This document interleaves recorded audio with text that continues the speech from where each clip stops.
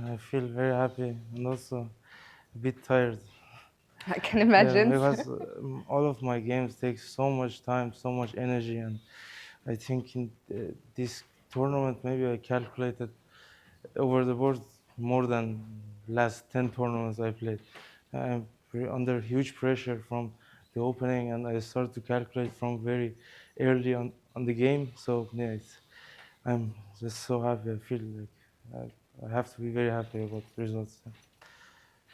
I can understand you're very tired. Let's quickly look at today's game if you want to talk us through Yeah, I some of the decided to go highlights. for Nimzo Indian with Bishop D3. He is also one of the specialists in this line, but he plays this line with Knight E2 instead of Knight F3. So I decided to go for Knight F3. It's good to have a long fighting game, and because White has two bishops and keeps position live forever. So I had some opportunities to play for a long game and slightly try to win. So yeah, okay, he played all the best moves till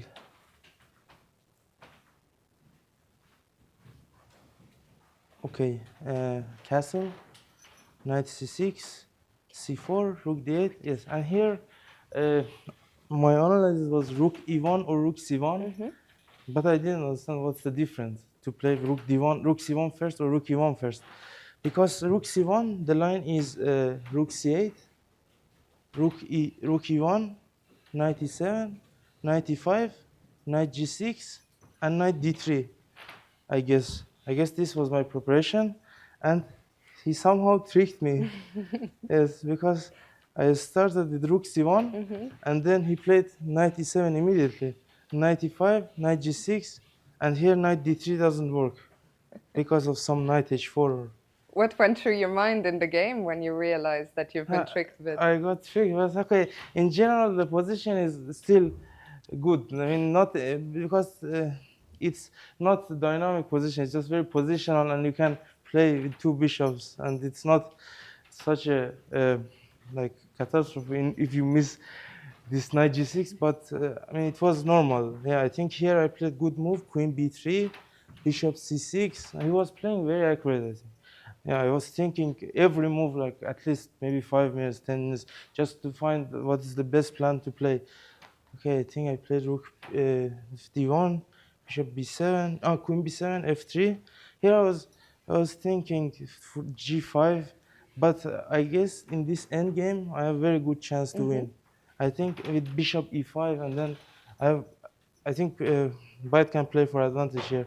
So I think queen a6 was a great move again. So here I have to be worried about bishop a4 or queen a4. I played rook d2. I have a plan to play d5 next move. So he has to find some good moves, not to allow me to play d5, because next move is d5, ed5, cd5, bishop d5, and queen d1, threatening the queen, threatening bishop f6 and e4. Also, this rook is on the pin, so I think it's can be very good for me. So he had to take. I guess I took queen a5, and here again I thought for a long time just to manage to keep whole setup uh, defended. It was very difficult to defend the position. I think I and I didn't find anything else than bishop c3, queen g5, queen d1, because not only you have to defend the structure, and also you have to protect against get protected against b5 move, because whenever in this kind of position black can play b5 and you cannot do anything, then black is more than okay, and you can get worse. So yeah, here I was protecting against b5 by d5 move, and I was very happy with queen d1, because and also, for example, if you go rook b8, I can just play a4 and let's say a6, and some move like king h1 even, because you're not really threatening b5, because a b5, a b5, and bishop a5, and then I think the structure is very weak for black, so he didn't play like this. Of course, he was playing very tricky, and I think all the best moves together. A4, rook c7, a5. Yes, I think here rook c7 is not accurate move because I'm planning to play a5. I think he underestimated my position a bit. He thought that it's just too easy for him to play, but it was not that easy because after rook c7, a5. Okay, first he thought that after bishop a6 he has very good position, but he missed the beautiful combination with rook dc2, and here uh, suddenly nothing is working for black because bishop c4 or rook c4 is anyway get to this bishop d2, and b5 is not working because of bishop a5. I mean, everything is getting protected for white, and this b6 pawn is a long-term weakness for black. So yeah, I think I like this. From here, I thought that I can play for win. How did you feel when you spotted rook c2? I was very happy. But actually, I spotted rook c2 from far away because you have to see this move, otherwise you can resign. Everything is is going to collapse in the position if you don't play rook c2. So here I also thought about rook c8, but it's still going to be rook c2 the same. And I think it's just good position for white. So okay, he played bishop a6, and then after rook c2, queen f4. I think is again looks like a blunder because anyway I wanted queen e1, and he gave me this queen e1 by tempo because now I'm threatening d5, bishop e5. So again, it doesn't make sense to play queen f4, queen f5, queen bishop b2 is normal move. Rook c8, queen e3. I think queen e3 was also a very important move because I can play queen b4, but the problem is b5. And I didn't like this position so much, but because after knight d5, I have queen a3, and I'm happy. So I started with queen e3, and here if you play knight d5, again transpose to same position with queen a3, and if b5, and here I play g4 and trap the queen. Oh, very nice. Yeah, I think it was very nice. So after queen e3, he was going out of moves, and he decided to play queen h5, which is again very passive move. It doesn't make any sense to play queen h5 just out. Yeah, on this side of the board, he can do nothing. So I don't know what is the reason of queen h5, but in general, it was very difficult to play as black because now white has his dream setup in the position. So do you feel that tiredness is starting to play a role in these moments? I think in general he was much more tired than me because I could see from his face that he was so tired and he was not ready to play at 11:30. So, and okay, but I slept very well. I think I could performance better than him. So yes, and okay, we got this.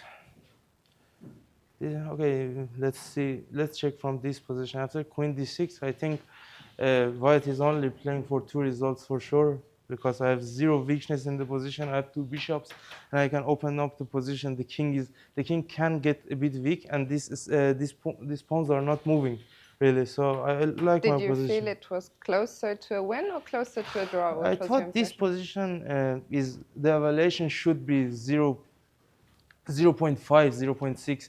Because it looks at least white is not risking at all, and there are some plans to push pawns, and I think 2 bishops are really good in this position. So, and here he was getting out of moves. I'm really threatening to play queen c7, and it's a huge threat. I think after queen c7, if I change queens, this endgame can be dead lost maybe for black because I slowly improve my position. This knight on d7 never moves. I can just push the pawns and try to win with pushing. So I think it doesn't make sense for him to change queens. So he wanted to keep the queens on the board. He played like this. Okay, I wanted to bring the king to okay, here bishop d2 I think is a prophylactic move because he wanted queen a5, and after queen a5 I was not sure if I'm really better. So I just decided not to give him any chance to get this kind of counterplay. So queen c7, I think if he plays knight f6, queen b6, bishop take f3, I can take, queen take, and here I win by queen b8. I think it's only move, and queen f4. And everything is again protected. Nice geometry. Yeah, it's everything protected. So yeah, I played king g3 because whenever I want to move these bishops, he can play queen a2. Let's say bishop d3. He can play queen a2, and I cannot move the d2 bishop because he can take on f3. So I just wanted to protect the pawn and also not allow him to take on f3 in this same position. So yeah, bishop g5, and again, he has no moves. Queen d8 is a threat. I don't know how should he play. Let's say if he plays some move like queen a4, I play bishop d3, and I'm threatening queen d8 check h5, and his pieces are stuck here. So I think white is doing very good here. He played f6 again, creating weakness in the position. Did you kind of feel like with every move your advantage Yeah, was growing? I was thinking that with every move he plays, my advantage is going bigger and bigger in the position. So yeah, I think this is just dead lost after bishop d3 because king f7 is only move, and I calculated everything after bishop e4, and I think this position is just losing for black, and he cannot really try anything in the position. He played e5. I think even bishop take e5 has to be winning like this, and c6. But I had low time, so I decided to just calculate it, force line to just get the easiest win. So I think I calculated here queen g4, and I thought it was over. So yeah, that was the story of the game. Nice story for sure. And suddenly you are in the running for the tournament victory, 2 rounds to go. Yes. Is that on your mind, or do you try to keep it out of your head? No, I just I don't think so much about being in the lead. I just want to play the best chess I can every round. This is all I can do. I think even if I lose a game, if I make draw or win, doesn't matter so much. I think if I play good quality, results will happen sooner or later. I think that's a great attitude to have. Parham, the last time we talked, you were just outside the top 20 in the live ratings. Now you have just overtaken Anish Giri. You're, I believe, at this moment, world number 12. You told me your goal was to break into the top 10. How does it feel to be suddenly so close? Hey, it feels very good. Obviously, it feels great, and I hope I can keep it on and continue to play like this. I'm going to turn to our commentators to see if they have any further questions Yes, for you. So you've played a lot of chess in October. In fact, I can remember meeting you in the midnight bus where you were going off to the Bundesliga. Do you just get better and better with more playing? Yeah, I think because when you play so much, you're calculating every day, so your brain is ready, like always, to calculate, and also you're preparing every day, and so you can find so many ideas for the openings, and I think it helps me a lot. I think it helps me a lot to get better results. Yeah. And you said you were feeling a bit tired, so many long games every day. How do you fight against that? I mean, I think honestly today I was tired. I mean, previous days I was not that tired because the round started at 11:30, so I woke up like 2 hours earlier than every day. So I didn't, and I slept like same time, so it was less sleep, of course, and I felt a bit tired. But tomorrow will be another day with good timing, and everything is fine. And just a final question, you're now in that leader group. Is there a player that you would particularly like to play against, or you don't care? I usually like to get the stronger opponents. I think if I play Nakamura or Corona, it's very good for me. Interesting. How come? I mean, most people would prefer to play the weakest possible, right, to have a better chance. But I mean, anyway, if I want to get in top level in the world, I have to play them. So why not to play them here? Fantastic. Parham, thank you so much for your time. Congratulations and best of luck. Thank you.